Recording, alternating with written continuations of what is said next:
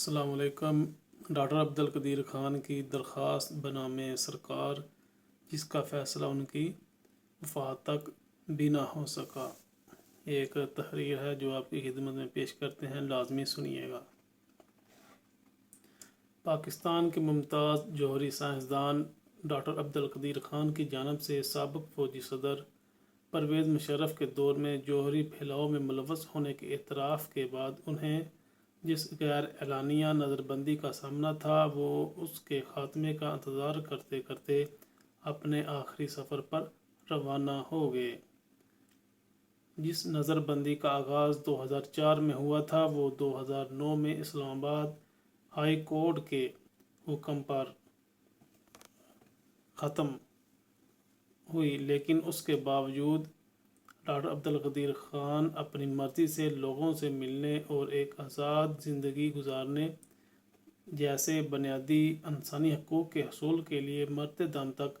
عدالتوں سے ریلیف کے منتظر ہی رہے۔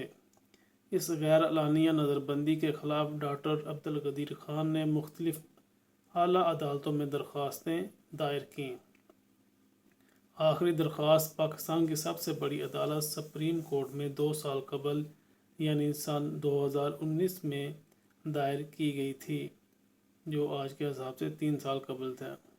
جس پر نہ تو کوئی فیصلہ ہوا اور نہ ہی ان کے وکلاء کو سیکورٹی کے نام پر ان سے ملنے کی اجازت دی گئی۔ درخواست گزار ڈاکٹر عبدالقدیر خان کے وکلاء شیخ احسن الدین اور توفیق آصف کے مطابق جب سے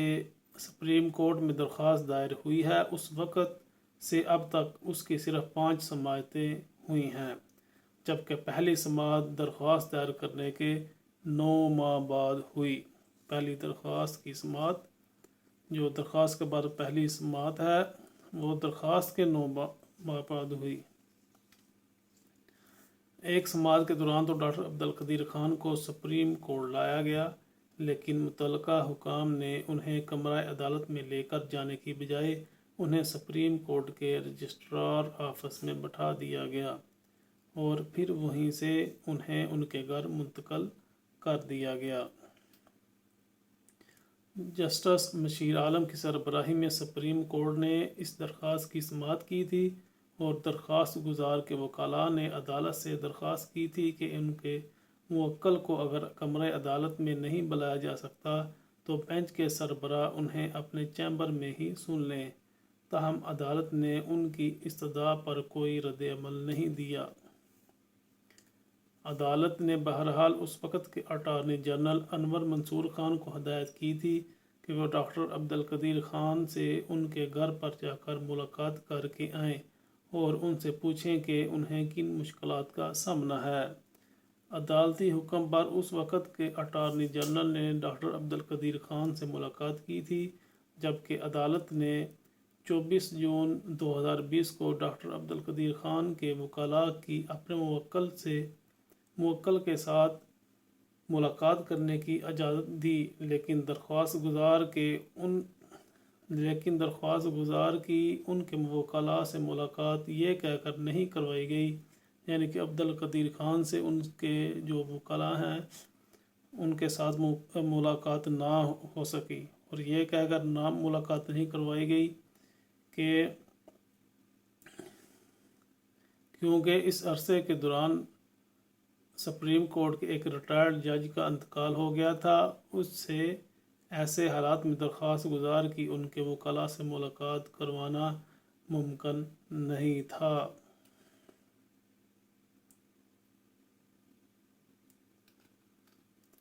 سماعت کے دوران ڈاکٹر عبدالقدیر خان کے وکلاء نے اپنے موکل کے گھر کی تصویر کشی کرتے ہوئے کہا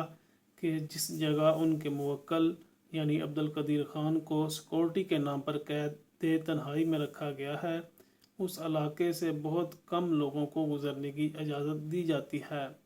انہوں نے کہا کہ اگر کوئی وہاں سے 2 بار گزر جائے تو وہاں پر موجود سیکورٹی کے اہلکار اسے پکڑ لیتے ہیں اور اسے تفتیش شروع کر دیتے ہیں کہ وہ کس مقصد کے لیے ادھر آئے ہیں۔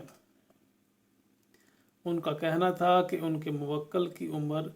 85 سال 85 ایئر سے زیادہ ہے اور اس عمر میں انہیں اپنے رشتہ داروں اور دوستوں سے ملنے کی ضرورت ہے، لیکن انہیں ایسا کرنے کی اجازت نہیں دی گئی۔ ڈاکٹر عبدالقدیر خان کے وکلاء کے مطابق تقریباً 1 سال کے بعد ان کی درخواست پر دوبارہ سماعت کے لیے مقرر کی گئی۔ 1 سال کے بعد باری سماعت کی کیس کی۔ کیس کیا تھا؟ وہ ڈاکٹر عبدالقدیر خان نے جو اپنی نظر بندی، جو ایک نظر بندی کیفیت میں رکھا گیا تھا، ادھر سے رہائی کا انہوں نے مطالبہ کیا تھا۔ جسٹس عمر عطا بندیال کی سربراہی میں سپریم کورٹ کے 3 رکنی بینچ نے اس درخواست کی چوتھی سماعت کے دوران متعلقہ حکام سے ڈاکٹر عبدالقدیر خان سے گزشتہ 7 سال کے دوران ہونے والی ملاقاتوں کا ریکارڈ طلب کیا تھا، لیکن متعلقہ حکام کی طرف سے ایسا کوئی ریکارڈ عدالت میں پیش نہیں کیا گیا۔ درخواست گزار یعنی ڈاکٹر عبدالقدیر خان کے وکلاء کی طرف سے ذمہ داروں کے خلاف عدالتی حکم پر عمل درآمد نہ کرنے پر سخت کارروائی کا مطالبہ کیا گیا تھا، لیکن عدالت نے متعلقہ حکام کو 1 ماہ میں دوبارہ رپورٹ پیش کرنے کا حکم دیا۔ اس درخواست کی 5ویں سماعت، جو کہ آخری ثابت ہوئی، کے دوران جب درخواست گزار یعنی ڈاکٹر عبدالقدیر خان کی صحت کا ذکر ہوا تو ان کے وکلاء کا کہنا تھا کہ ڈاکٹر عبدالقدیر خان، جو کہ کورونا کا شکار تھے، صحت یاب ہو کر گھر واپس آ گئے ہیں۔ اس پر بینچ کے سربراہ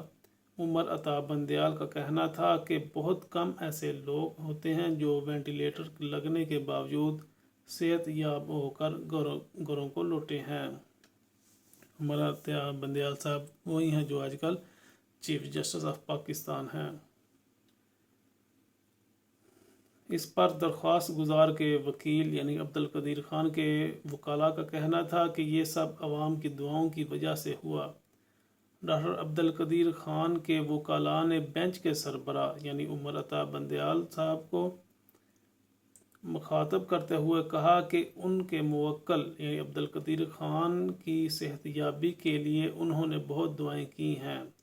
جس پر جسٹس عمر عطا بندیال نے اپنے ہونٹوں پر انگلی رکھ لی اور خاموشی اختیار کی۔ ان کے وکلاء نے یہ بھی کہا کہ جب ڈاکٹر عبدالقدیر خان بیمار تھے تو نہ تو وزیر اعظم اور نہ ہی کسی وزیر نے ان کی صحت کے بارے میں پوچھا اور نہ ہی ان کی تیمارداری کی۔ اس درخواست کی آخری سماعت 15 ستمبر کو ہوئی تھی اور عدالت نے یہ سماعت 1 ماہ کے لیے ملتوی کر دی تھی،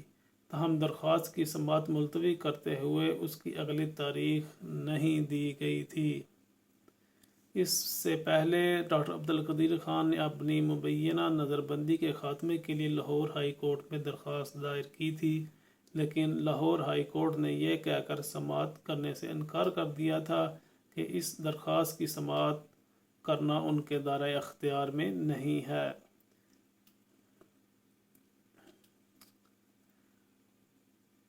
ایک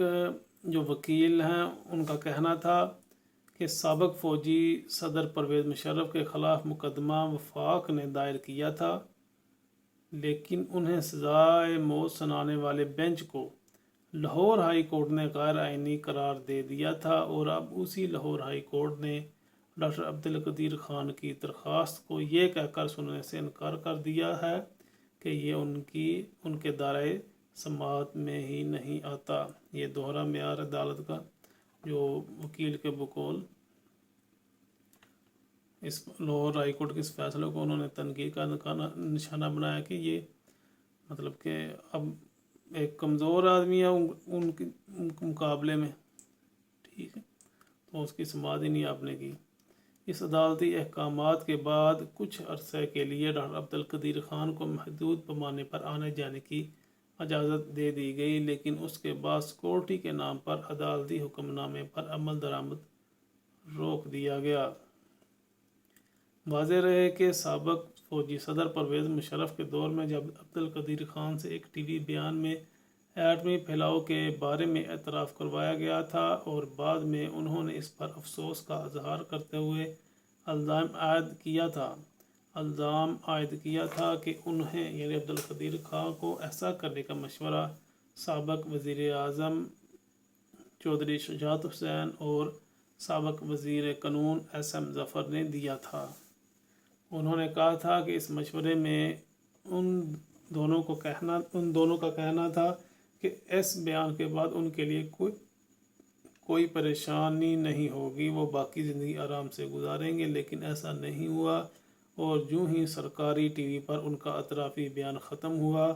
تو ڈاکٹر عبدالقدیر خان کے بقول کچھ لوگ زبردستی انہیں اٹھا کر اپنے ساتھ نامعلوم مقام پر لے گئے۔ وہ جو 2004 میں ہوا تھا، ڈاکٹر عبدالقدیر خان صاحب سے ایک بیان لیا گیا تھا کہ انہوں نے کوئی ایٹمی جو پرزہ جات ہیں یا اس طرح کوئی نقشے وغیرہ کوئی دوسرے ممالک کو دیے ہیں، تو اس طرح کا کوئی جو ٹھیک طریقے سے مجھے یاد نہیں، وہ ایک مطلب کہ بیان دلوایا گیا تھا پرویز مشرف کی جانب سے، PTV پر اس کو نشر بھی کیا گیا تھا۔ ڈاکٹر عبدالقدیر خان زندگی کے آخری ایام میں کافی رنجیدہ نظر آتے تھے، جس کا اظہار ان کے ایک خط میں بھی نظر آتا ہے جو انہوں نے 4 اکتوبر کو سندھ کے وزیر اعلیٰ سید مراد علی شاہ کو لکھا تھا۔ سید مراد علی شاہ نے ان کی صحت دریافت کی تھی اور نیک تمناؤں کے ساتھ گلدستہ بھیجا تھا جب عبدالقدیر خان صاحب بیمار تھے کورونا وائرس اس وجہ سے، جس کے جواب میں ڈاکٹر عبدالقدیر خان نے انہیں جوابی خط تحریر کیا، جس میں انہوں نے مراد علی شاہ کا شکریہ ادا کیا اور بتایا کہ وہ اب کافی بہتر ہیں۔ 2 پیراگراف کے اس خط کے دوسرے پیراگراف میں وہ لکھتے ہیں کہ یعنی عبدالقدیر خان صاحب لکھتے ہیں، جب وزیر اعظم پنجاب، بلوچستان اور خیبر پختونخوا کے وزرائے اعلیٰ میری وفات کی گڈ نیوز سننے کے منتظر ہیں، میرے صوبے اور شہر کے وزیر اعلیٰ نے مجھے اس مشکل حالات میں یاد کیا۔ یہ عبدالقدیر خان صاحب نے سید مراد علی شاہ جو وزیر اعلیٰ سندھ اس وقت بھی تھے اب بھی ہیں، ان کو خط میں لکھا تھا۔ ہمیں اپنے قومی ہیروز کو ہمیشہ یاد کرنا چاہیے، اور ان کی جب وہ زندہ ہوں تو زیادہ قدر کرنی چاہیے، یہ نہ کہ وفات کے بعد ان کی یاد کو ایک نام نہاد طریقے سے ان کو یاد کیا جائے، جی بڑے اچھے سے یہ وہ سب، جب وہ زندہ ہوں تو اصل میں اس وقت ان کی قدر کرنی چاہیے۔ بہت شکریہ۔